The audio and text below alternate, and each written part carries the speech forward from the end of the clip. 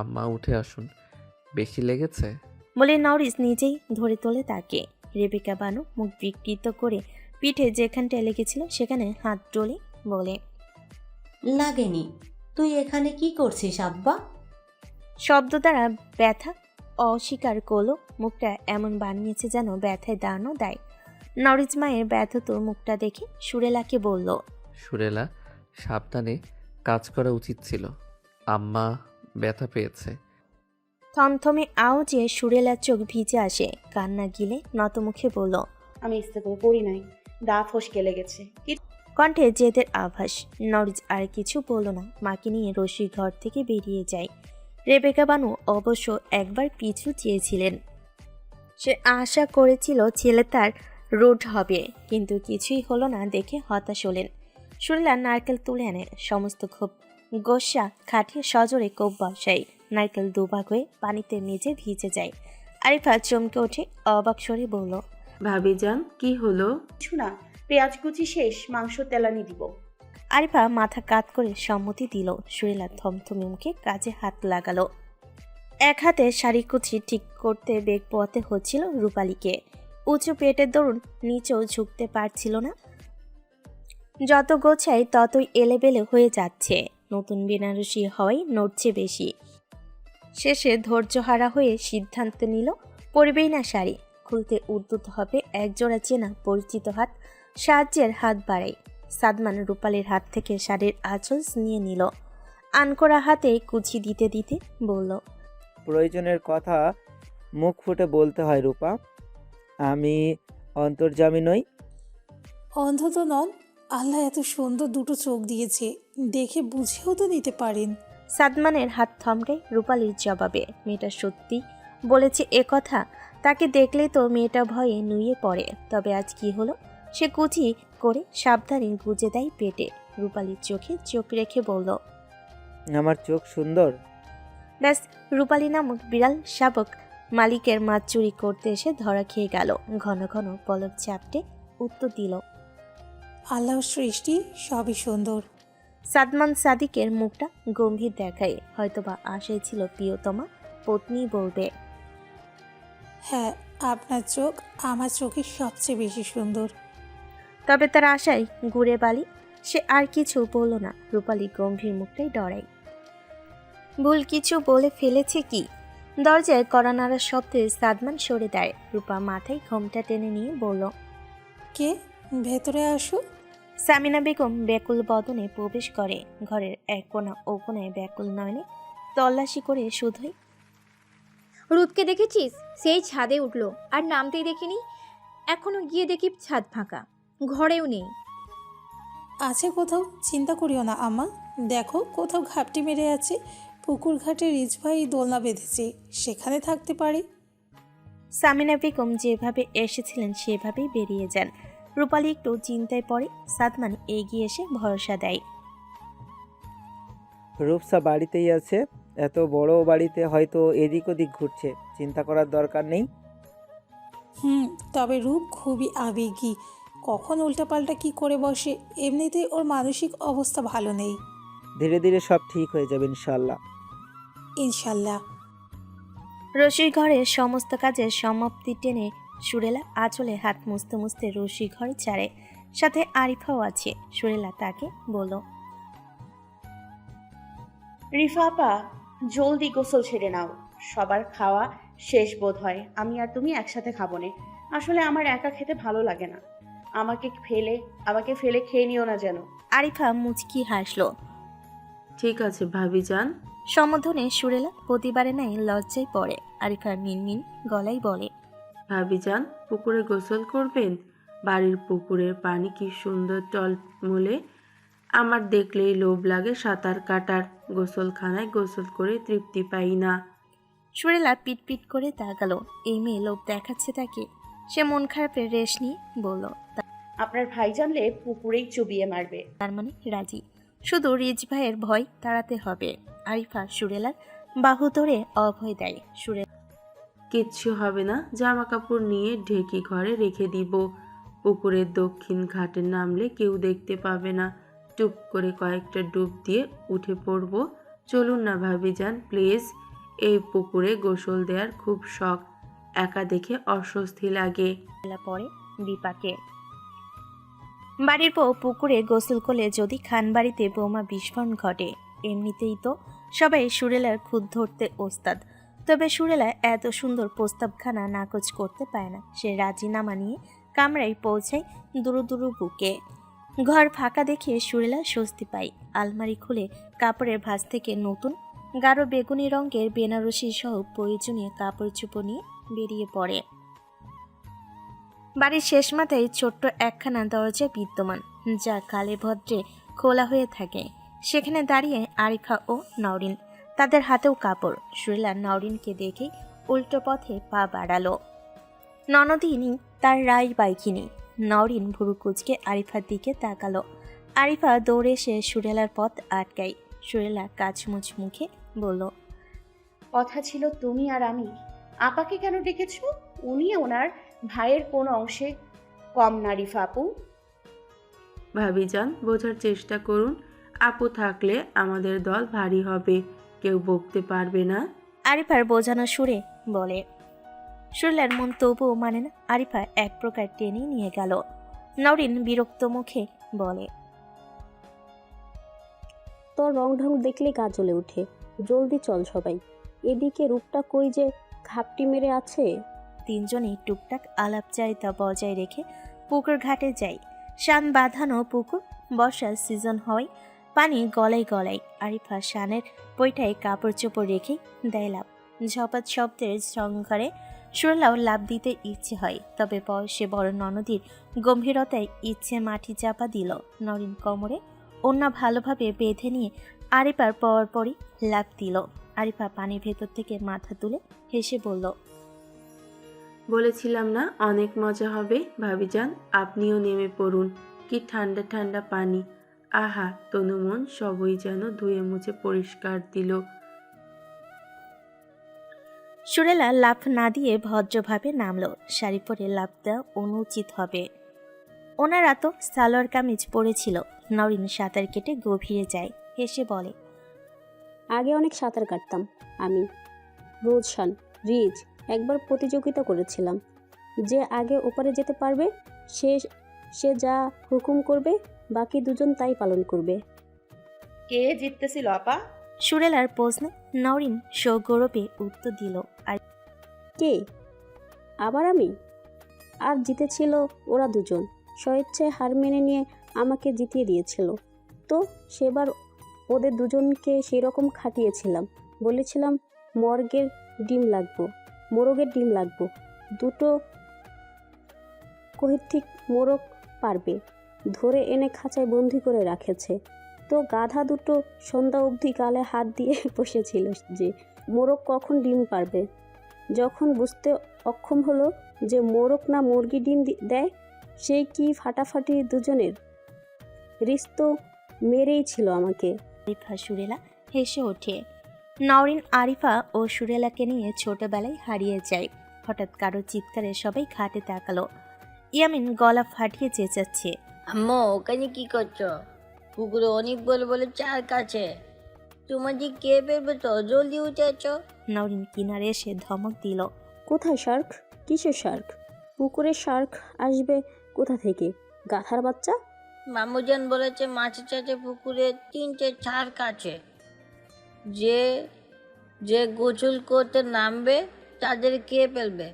তুমি উঠে আছো, খালামণি, মামু, ডার্লিং বাঁচতে চাইলে তোমরাও উঠে আছো। বিজ্ঞদের মতো বলে ইয়ামিন। নরিন হেসে পানি ছিটিয়ে দেয়। মামুর চামচা, তোদের মামু তোদের বোকা বানিয়েছে। মামু ভক্ত ইয়ামিন মোটো বিশ্বাস করে না, উল্টো মাকে বোঝায়। শেষে ব্যর্থ হয়ে স্বয়ং মামুকে ডাকতে চলে গেল। অন্তর মহলের বারান্দায় সবাই গুরুগম্ভীর মুখে দাঁড়িয়ে।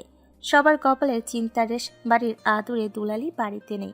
ক্ষণপল আগে 1 নম্বর থেকে রওশনের ফোনে কল আসে। জানা যায় তাদের দুলালি বান্ধবী পালিয়ে পলিদের বাড়িতে আছে। চিন্তার কিছু নেই, বিকেলে ফিরবে। এত চিন্তা কমলো কই, বেড়ে যায় শতগুণ। রূপালীর সাথে ফোন করে কথা বলে একটু স্বস্তি। তবুও খটকা থেকে গেল। নরিচের কপালে দৃঢ় ভাঁজ ফেলে সকলের উদ্দেশ্যে বলল, বিকালের ভরসায় কে থাকবে? এখনই যাচ্ছি পিচ্ছিকে আনতে। আমি স্বস্তি পাচ্ছি না। সামিনা বেগমও সঙ্গে সঙ্গে সহমত পোষণ করে। তার মনটা কেমন কু ডাকছে। গত কদিনে মেয়েটার উপর দিয়ে যা যা বয়ে গেল, এখন তো অল্পতে মায়ের মন ঘাবড়ে যায়। ভয় লাগে তার আদুরে মেয়ে তার থেকে দূরে না চলে যায়। নরিচ গাড়ির চাবি এনে বেরুবে এমন মুহূর্তে বাড়ির মূল ফটক খুলে যায়। প্রবেশ করে কিশোরী রূপসা। পরনে সেই লাল ঘাগরা, সাদা ঢিলে ঢালা ফতুয়া, মাথায় কালো চাদরে ঘোমটা টানা। মুখটা অস্পষ্ট, তবে বোঝা যাচ্ছে এ রূপসা ছাড়া আর কেউ না। রমজান মিয়া বিরক্ত কণ্ঠে ধমকে ওঠে, কোথায় মরতে বেরিয়েছিলে শুনি? বাড়ির সবাইকে শান্তি দিবে না? না ঈদের একটা দিন, তবুও শান্তি নেই যত সব। রূপসা ভয়ে কেঁপে ওঠে। হাতে পায়ে সর্বত্র কাঁপন ছড়িয়ে পড়ে। সামিনা বেগম ছুটে এসে মেয়েকে বুকে জড়িয়ে নেয়। কান্না ভেজা গলায় মিষ্টি করে বকলেন, এইভাবে না বলে কেউ ঘুরতে যায়? এদিকে চিন্তায় আমাদের জান যাই যাই অবস্থা। মন তো চাইছে টেনে মারি একটা। রূপসা মায়ের বুকে মুখ লুকিয়ে নিল আলগোছে। সাথে সাথে দ্বিধাদ্বন্দ্বের কোন্দলে পৃষ্ঠ দিশারা মনটা শান্ত হয়ে আসে। আহা, এর চেয়ে শান্তির জায়গা কোথাও রূপসা পায়নি। মায়ের বুকটা এত ঠান্ডা ঠান্ডা কেন, কেমন মায়া মায়া। উপস্থিত সকলে রূপসাকে একটু বকাঝকা করে, আর খুব বেশি আদর করে বোঝাই এভাবে না বলে যাওয়া একদম ঠিক হয়নি। রূপসা কিছু বলে না, তাদের কথা চুপচাপ শুনে যায়। রওশন সন্ধিয়ান চিত্রে রূপসাকে জিজ্ঞাসা করল, একটু আগে না ফোনে বললি বিকেলে আসবি, এখন এত জলদি ফিরলি কি করে? ভালো লাগছিল না তাই চলে এলাম। পলির বাবা ওনার ভ্যানে করে দিয়ে গেল। রূপসার স্বাভাবিক গলা। রওশন আরও কিছু বলতে উদ্যত হবে। সামিনা বেগম ধমকে মেয়েকে নিয়ে চলে যান। বুকের মানিক বুকে ফিরেছে, এই লাখো কোটি শুক্রিয়া। তারা চলে যেতেই ইয়ামিনের আগমন ঘটে। এসে কিছু না বলে নওরিজের বাহু টেনে নিয়ে যায়। ভীত গলায় নওরিজের উদ্দেশ্যে বলল, মামু যান, আমাকে ছাদ নিয়ে গেল, জলদি চলো পুকুর কাছে। নরিজ প্রশ্নাত্মক চোখে চায়। মামু, কি বলছিস? তোর মাকে শার্ক গিলবে কেন? শুধু আম্মুকে না, তোমার ডার্লিংকেও নিয়ে যাবে। তুমি না হিরো, চলো সবাইকে বাঁচাতে হবে। নরিজ ভুরুকুচকে ভাগিনার সাথে পা মেলাই। পুকুরের দিকে এগোতে চোখ পড়ে তিন রমণীর উপর। ঘাটে বসে গায়ে সাবান মাখছে। সে আর সেদিকে পা পারে না। ভাগিনার মাথায় গাঁটটা মেরে বলে, মামু, শার্ক এনাকোন্ডা গিলতে পারে না, তাই চিন্তা করিস না। ইয়ামিন প্রথমে না বুঝতে পারল, দুই একবার ভাবতেই বুঝতে পেরে খিলখিলিয়ে হেসে ওঠে। বিছানায় আদশা হয়ে ফোন করে কথা বলছিল নরিজ। সুরেলাকে দেখে আলগোছে ফোনটা কেটে দিল। সরাসরি তাকালো বধুয়ার পানে। সুরেলা ইতস্তত ভঙ্গিতে রুমে প্রবেশ করে। জনাবের সাথে চোকাচুকি হলে নজর লুকাতে ব্যস্ত হয়ে পড়ে। হাতের ভেজা কাপড় বেলকুনিতে মেলে দিয়ে আয়নার সামনে দাঁড়িয়ে ভেজা চুল মুছতে শুরু করে। ফাঁকে ফাঁকে তাকাই জনাবের গম্ভীর মুখপানে। তার দিকেই তাকিয়ে আছে। চাহনি কেমন গুরু গম্ভীর। সুরেলা মুখটা মলিন হয়ে আসে। সে শতভাগ নিশ্চিত অতি শীঘ্রই তার ঈদটা মাতৃ হতে চলেছে। সুরেলা ভেজা চুল মুছে নিয়ে চিরুনি চালায়। ঘাড় ঘুরিয়ে নওরিজের চোখে চোখ রেখে শুধালো, চুপচাপ যে। নরিজ আলগোছে উঠে আসে। ডয়ের খুলে একটা ব্যথানাশক স্প্রে সুরেলার সম্মুখে টেবিলে রেখে বলল, এটা স্প্রে করলে ব্যথা কমে যাবে। আমার কোমরে অল্প স্প্রে করে মালিশ করে দিয়ে আসো এক্ষুনি। সুরেলা স্প্রে দেখে নিয়ে গুরু গম্ভীর মুখপানে তাকে নিজ সাফাই গাইল, আমি ইচ্ছে করে করিনি, হুট করে দা থেকে পিছলে নারকেল আমার লাগবে ভাবনার বাইরে ছিল। যেহেতু ইচ্ছে করে লাগাওনি, সেহেতু মালিশ করতে যাবে না, তাই তো? সেটা কখন বললাম? সুরেলা অবাক স্বরে শুধায়। নরিজ স্প্রে দেখে বলে, তাহলে স্প্রে হাতে নাও আর যাও। সুরেলা স্প্রেটা হাতে নিল। ক্ষণপল চুপচাপ দেখে গম্ভীর মুখখানি বোঝার চেষ্টা করে ভাবাবেগ, কিন্তু বুঝতে অপরাগ বিধায় চলে যায় শাশুড়ি কাছে। রেবেকা বানু বিছানায় অলস বসেছিলেন। ছেলের আদেশ করে গেছে বিছানা থেকে না নামতে। সে ব্যথানাশক ওষুধ আনছে রুম থেকে। তাই ভদ্রমহিলা ছেলের অপেক্ষার প্রহর গুনছে, কিন্তু ছেলে যে আসার নামগন্ধ নেই। শেষমেশ বিরক্ত হন তিনি। একটু পরে দরজা খটখটানোর শব্দে ভাবেন অপেক্ষার পালা শেষ। তবে ছেলের জায়গায় ছেলের বউকে দেখে রেবেকা বানু আগুনের ফুলকি নাই জ্বলে ওঠেন। কটাক্ষ করে কথা শোনাতে ভুলে না, সুরেলা ভাবান্তর দেখে না। চুপচাপ শাশুড়ি শিওরে বসে জোরপূর্বক শুইয়ে দিয়ে কোমরে স্প্রে করে, কোমল হাতে মালিশ করে দেয় জখমিত স্থান। ফর্সা পিঠের একাংশে নীলছে জখম, তার মানে সত্যিই লেগেছে। সুরেলার মনটা কিঞ্চিত অনুতাপে পড়ে। রেবেকা বানু বলার ভাষা হারিয়ে ফেলেছে। কি করছে কি এই ফকিন্নি ঝি? হঠাৎ এত দরদ কই থেকে উদয় হলো? রিজকি তবে ধমক টমক দিয়েছে? ভূতা মুখখানি দেখে তো সেটাই মনে হচ্ছে। নিমিষে ভদ্রমহিলার সব ব্যথা মিষ্টি মিষ্টি লাগে। না, ছেলেটা এখনো বইয়ের বসে পুরোপুরি চলে যায়নি। কুলকাট দিয়ে দাও দাও করে আগুন জ্বলতে সময় নেবে না, আর হাত গুটিয়ে থাকার মানেই হয়। ব্যথা কমছে? রেবেকা বানু চোখ মেলে চায়। কোমল হাতের মেসেজ মন্দ লাগছিল না, তবে চোখ মেলে সুরেলার বিরক্ত মাখা মুখ দেখে নিজেরও রাগ চেপে রাখতে পারলেন না। দাঁত কিটমিট করে বলে ওঠেন, দরদ দেখাতে হবে না। আমার ব্যথা তো তখনই কমবে যখন তুই আমার ছেলের জীবন থেকে চলে যাবি। তোকে দেখলেই চুলের মুঠি ধরে ঠেকনাতে মন চায়। ফকিন্নির ঝি কোথাকার। সুরেলা ভোতা মুখের পরিবর্তন আনে, দাঁত কপাটি দেখি বলল, তাহলে তো আম্মা জান বাকি 2 দিনের জীবন ব্যথা নিয়েই কাটাতে হবে আপনাকে। আহারে বেচারি। চুকচুক শব্দ করে শাশুড়ির পক্ষ থেকে দুঃখ প্রকাশ করল সুরেলা। রেবেকা বানুর রাগ মাথায় চড়ে যায়। রাগ সামলাতে না পেরে চেঁচিয়ে ওঠেন তিনি, তোকে আমার ছেলের জীবন থেকে না সরিয়েছি তো আমার নাম রেবেকা না। আচ্ছা, আপনার ছেলেকে বলে মস্ত একখানা খাসি জবাই করে আকিকা করে নামটা বদলে মতি বানু নয়তো রিনা খান রেখে দিব। আপনার চরিত্রটির সাথে বেশ মানানসই। সুরেলা আহুতি করা মন্ত্রপুত আগুনে ঘিটালো। রেবেকা বানু আবারও চেঁচায়। সুরেলাকে দূরছাই করে তাড়িয়ে দেয়। সুরেলা হামি তুলে কান চুলকে বেরিয়ে যায়। আসছে তাকে জ্বালাতে। ভদ্রমহিলা তো জানে না সুরেলা নিজে এক আগুনের গোলা। সুরেলা গুনগুনিয়ে নিজ কক্ষে প্রবেশ করে। নরজ বিছানায় বসে। তাকে দেখে সুরেলা মুখ মুচায়। তাকে বাঘের ডেরায় পাঠিয়ে আয়েসে বসে আছে। ইচ্ছে তো করছে গম্ভীর মুখে আঁচড় কেটে রক্তাক্ত করতে। ভালো মতন মালিশ কইরা দিছি, হাত পা ধইরা চোখের পানি নাকের পানি একাকার কইরা মাফুস আইছি। আরো কিছু বাদ থাকলে কম সমস্যা নেই। ছোট ঘরের মাইয়া তো, মানুষের সামনে ছোট হইতে লজ্জা লাগে না। নরিচের চওড়া কপালে দৃঢ় ভাত সৃষ্টি হয়। অতি স্বাভাবিকভাবেই প্রতি উত্তরে বলল, প্রথমত আপনি ছোট ঘরের নন মোটেই, খানবাড়ির বড় বউ বড়জন। আম্মার আঁচলের গিটে যে মোটা স্বর্ণের চাবির গোছা দেখেছেন, ভবিষ্যতে সেই চাবির গোছা আপনার আঁচলের গিটে শোভা পাবে। নিজেকে হেয় করে আপনি আমাকে হেয় প্রতিপন্ন করলেন। আর দ্বিতীয়ত, আমি মাপ চাইতে বলিনি, দুর্ঘটনাক্রমে আপনার দ্বারা আঘাত পেয়েছে আম্মা। আপনি মালিশ করে দিলে আম্মা বেশি খুশি হবে, তাই আপনাকে পাঠানো। এখানে ছোট হয়ে যাওয়ার মতো কিছু আছে কি? সুরেলা ভেতরে ভেতরে জনাবের ভার বুদ্ধির প্রশংসা করলো, বাইরে বুঝতে দিতে নারাজ। আবারও মুখ কষিয়ে বলল, আমার যাওয়াতে আপনার আম্মা খুশি হইব? উনি এমন মুখ বানাইলেন, আমার তো 5-8টা শ্রাদ্ধ হইয়া গেল। উনি আমার বিন্দু মাত্র সহ্য করবার পারে না। নরিজের কপালে ভাঁজ দৃঢ় হয়। আপনি পারেন? প্রশ্নে সুরেলা থতমত খেয়ে গেল।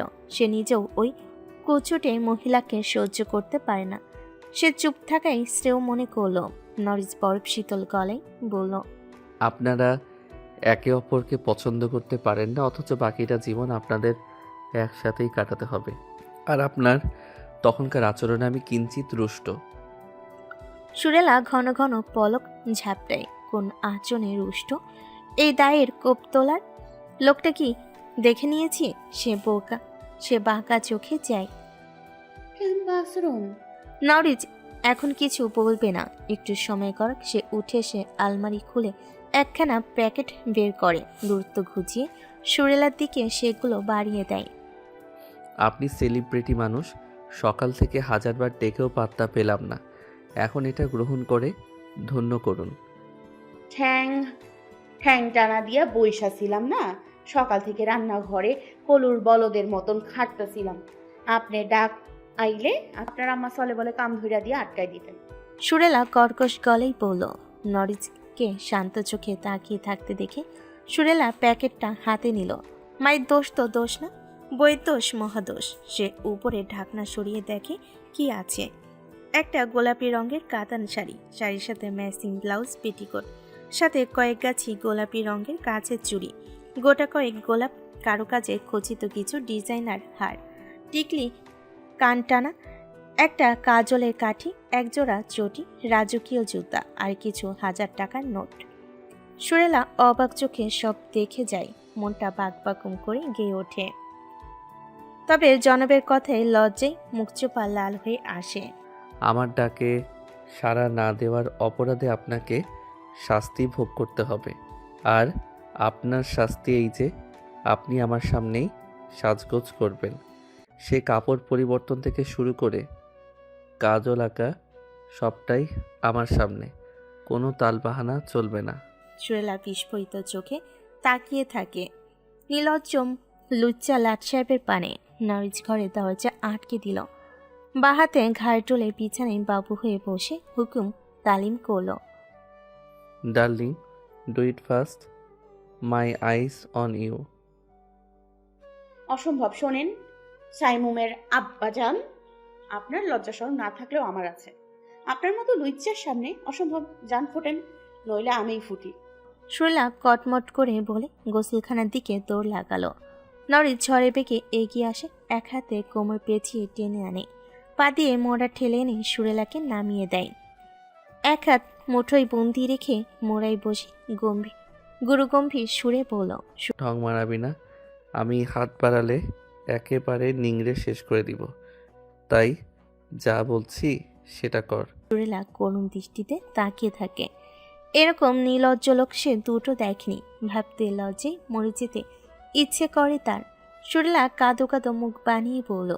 আমি নির্দোষ, তাই শাস্তি ভোগ করবার পারুম না। আপনার আম্মা চলে বলে কৌশলে আটকে রেখেছে, এখন আপনি জুলুম করছেন। আপনাদের নামে আমি বউ নির্যাতনের মামলার দায়ের করব। নরিজ চোখ রাঙ্গায়, দুহাত মুঠোয় পড়ে সুরেলার পিঠ পেছনে মুছে ধরে সামান্য, পেছন থেকে মৃদু ধাক্কা দিয়ে দূরত্ব ঘুচিয়ে নেয়। নরিজের মুখ থেকে পেলব কোমল উদরে, সুরেলার মোছামুছিতে নাক মুখ দেবে দেবে যাচ্ছে। নরিজ আঁচলের উপরে কামড় বসিয়ে দেয়। ব্যাস, সুরেলার ছটফটানি খতম। ডার্লিং, আমি কি ধরে নিব আপনি আমার হাতে আনপ্যাক হতে চাইছেন? কথার কি ছিরি, একে পোচা ডোবায় 5 মিনিট চুবিয়ে ধরল শান্তি মিলত। সুরেলা অসহায় কণ্ঠে বলল। সাইমুমের আব্বাজান, আপনি কি জানেন আপনি কতটা লুচ্চা? আমার ডার্লিং, আপনি কি জানেন আমাদের সোহাগের বেশ কিছু পর্ব শেষ, তবুও লজ্জা পাচ্ছেন? এটা আমার জন্য প্লাস পয়েন্ট। আপনার লাজে আঁকা চোখ দুটো বড্ড টানে আমাকে। আপনি যেহেতু লজ্জা পাচ্ছেন, তাহলে চোখ বন্ধ করে রাখুন, আমি একা হাতে সব করছি। লুচ্চা লোকে লুচ্চামি কথায় সুরেলা বাইন মাছের মতো ছটপট ছটপট করে ছাড়া পাবার মরিয়া হয়ে ওঠে। নরিজ ছেড়ে দেয় সুরেলার হাত, মোড়া ছেড়ে টেবিলের উপর রাখা ল্যাপটপ নিয়ে বিছানায় আদর্শা হয়ে বসল। সুরেলার দিকে ভুল কোনো না তাকে ল্যাপটপে মনোযোগ ঢেলে দিল। সুরেলা খুশি হলো, জনাবের গোমরা মুখখানি দেখে মিয়ে গেল। রাগ করলো কি, কোলে করবে, তার কি যায়। সে বাবা এতটা নির্লজ্জ হতে পারবে না। গুরুগম্ভীর ঠাট এখনো বিরাজমান। ফর্সা হাতের নীলচে জেগে থাকা রগ, কালো মিচমিচে লোম, ধবধবে সাদা নখ, কিবোর্ডে ঠ ঠ আওয়াজ করছে। হঠাৎ কিছু এসে মুখের উপর পড়ল। পড়তে বলতে কেউ ছুঁড়ে মারল মুখ বরাবর। নরিজ বেজায় বিরক্ত হয়। মুখ হতে কাপড় সরিয়ে বাম পাশে দৃষ্টি মিলতে মুখমণ্ডলে বিরক্ত বেশ ছুমন্তর, চোখের তারা ঝলকানি দিচ্ছে। কিঞ্চিত ভাগ সৃষ্টি হওয়া অধরচন্দ্র তৃষ্ণায় কাতর। অ্যাডামস অ্যাপেলের ওঠানামা এর প্রত্যক্ষ সাক্ষী। বদ্ধ শীতাতপ নিয়ন্ত্রিত কক্ষে কুলকুল করে ঘাম ছুটে নরিজে। নিস্তব্ধ রুমে রঞ্জন সুর যেন বেহালার সেই বশীকরণ টান।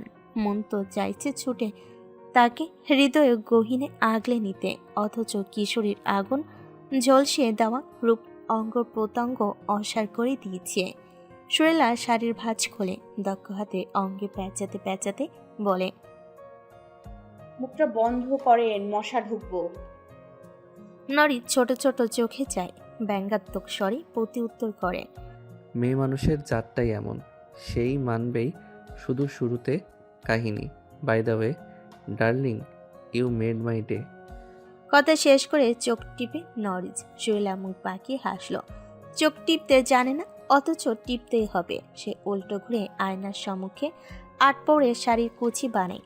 একটু বেগ পথে হলো সুরেলা সুন্দর করে শাড়ি জড়িয়ে আয়নায় নিজেকে দেখে। খেয়াল করে শিউ প্রতিবিম্বের অতি নিকটে আরেক প্রতিবিম্ব। সুন্দর সূর্যি চেহারা, কি নিখুঁত তার গড়ন। পলক অবধি ফেলিস না, এই সুপুরুষ তো একান্তই তোর, তুই দেখবি না তো কে দেখবে? সুরেলা লাজুক হাসলো, কিন্তু তার লাজুক হাসি দীর্ঘতর হয় না। ধবল সুদর্শন সুপুরুষ পাশে ওই শ্যামলা মেয়েকে মানাচ্ছে না যে। সুরেলা আলগোছ নজর লুকিয়ে ড্রেসিং টেবিলের উপর কাজল খুঁজে বেড়ায়। ডার্লিং, আমি সাজাই? আমি ঘর বাঁকিয়ে অবুঝ ধ্বনি নিশ্চিত করে সুরেলা। নরিজ হাতে স্বর্ণের বিছা দেখি এগিয়ে আসে, কোমরে পেয়েছি ঘাড় আটকে দিল। দুহাতে শূন্য তুলে ড্রেসিং টেবিলের উপর বসিয়ে দিল। সুরেলা শান্ত চোখে দেখে যায় খুদকুইতা লুচ্চা ল্যাট শেপকে। মন তার দোটনায় পড়েছে। এই সুদর্শন পুরুষ তার মতো শ্যামাঙ্গিনী কি করে হতে পারে? নরিজ সুরেলার হাতে লোশন মাখিয়ে দেয়, মুখে সুনোর হালকা প্রলেপ, গালে আঙ্গুল রেখে চোখটা বড় করে ক্লান্তিমান আখি যুগনের নিচে কাজল ছুঁয়ে দেয়। সুরেলাকে চোখ বন্ধ করার আহ্বান জানি চোখের পাতায় সূক্ষ্ম আইলাইনার আগে। সুরেলার চোখের পাতা কেঁপে উঠল। চোখ খুলবে গমগমে আওয়াজে নিষেধাজ্ঞা সেভাবেই পড়ে রয়। অনুভব করে উষ্ণ বায়ু তার মুখমণ্ডলে দোলা দিচ্ছে। নিশ্চয় আইলাইনার শুকানোর জন্য ফু দিচ্ছে। সুরেলার অধর চন্দ্র বেঁকে যায়, চোখের পাতা কাঁপছে মৃদুমন্দ। চোখ বন্ধ রাখা দেয়। কিশোরী আবেগতাড়িত উত্তেজনে জনাবে বুকের কাছটায় শার্টের একাংশ মুঠোয় ভরে কাছে টানে, বিড়বিড় করে ঠোঁট নাড়ল। ব্রাশ করেছি। নরিদ ছোট ছোট চোখে চাই। কিশোরী বোধ আর মনোকামনা বুঝতে পেরে হাসল ক্ষীণকায়। মুখ নামিয়ে অধরের অতি নিকটে অধরণে কণ্ঠ খাদে নামি প্রতি উত্তরে বলল, আমার চুমু খাওয়ার মুড নেই ডার্লিং, তবে আপনি এগোলে আমি পিছুপা হব না, বরং আপনার উন্মাদে সহযোগী হব। শৈলা ফট করে চোখ খুলে তাকালো। শুকনো ঢোক গিলে ছেড়ে দেয় শার্টের একাংশ। লজ্জাকে ধামাচাপা দিতে চোখের মণিযুগল এদিকে ওদিকে ঘোরাচ্ছে। তার লজ্জাকে বাড়াতে নরিজের কণ্ঠ পুনরায় ভেসে আসে, ডার্লিং, লজ্জা কিসের? আপনারই ঘরের লোক, নিন চুমু খান। হ্যাঁ, সরেন তো। গম্ভীর মুখে হাসির ঝিলিক অধরে কিনারি সশব্দে চুম্বন করে। মায়াবিনী মায়ে ভরা ক্লান্তিমান চোখে চোখ রেখে নরিজ অতি শান্ত গলায় জবাব দিল, আপনি কতটা সুন্দর তা জানার জন্য আয়না নয়, আমার এই দু চোখে চোখ মিলাবেন শুধু। সুরেলা সাথে সাথে চোখ নামিয়ে নেয়। মিলাবে না সে চোখ, থাকুক না সব অজানা কোনো এক পূর্ণিমার ভরা জ্যোৎস্নায় একান্তে সব শুনবে। সুরেলা ড্রেসিং টেবিলের উপর থেকে নিচে নামলো। জনাবের কোটির সংযোগে হাত গড়িয়ে শক্ত পিঠ আঁকড়ে ধরে, বুকে মুখ গুজে পছন্দের ঘ্রাণ লুফে নেয় সিও সত্তাই। এই সুদর্শন সুপুরুষটা শুধু সুরেলার, আর কারণ না, হৃদ শুধু তার ডার্লিংয়ের। চ্যানেল আইয়ে সম্প্রচারিত হচ্ছে কৃষকের ঈদ আনন্দ। 21 ইঞ্চি টেলিভিশনের পর্দায় সেই অনুষ্ঠানে কয়েক জোড়া চোখ অতি উৎসাহের সাথে আটকে আছে। ইয়ামিন, আরিফা, সাদি আর সাব্বির। সাব্বির অবশ্য ফোনে ব্যস্ত, টিভির আকর্ষণীয় তাকে টানতে অক্ষম। হঠাৎ রুম জুড়ে হাসির কলতান। সাব্বিরের মনোযোগ বিচ্ছিন্ন হয়। অবাক চোখে চেয়ে দেখে হাস্যোজ্জ্বল রমণীদের, একজন তার বোন, অপরজনকে স্বল্প পরিচিতা। আশ্চর্য, এভাবে হাসছে কেন সবাই? টিভির দিকে চোখ পড়তেই হাসার কারণ উদ্ঘাটন হয়। তেল মাখা কলা গাছে ওঠার প্রতিযোগিতা চলছে। সবাই বারবার পিছলে পড়ে যাচ্ছে। ফোন রেখে এসেও টিভিতে মনোযোগী হয়। ক্ষণপল তার মুখেও হাসির শোভা পায়। গ্রাম বাংলার যুবক বৃদ্ধা একসাথে কতটা আনন্দের সাথে কলা গাছে ওঠার আপ্রাণ চেষ্টা চালাচ্ছে। গ্রামবাসী দূরত্ব দাঁড়িয়ে হাততালি দিয়ে উৎসাহিত করে চলেছে। কেউই উঠতে পারবে না, একে তো কলাজাস, তার উপর তেল মেখে দিয়েছে, এ অসম্ভব। সাব্বিরের কথায় সাদিয়া ইয়ামিনও সহমত পোষণ করে। আরিফা লাজুক হেসে ভিন্ন মত পোষণ করে বলল,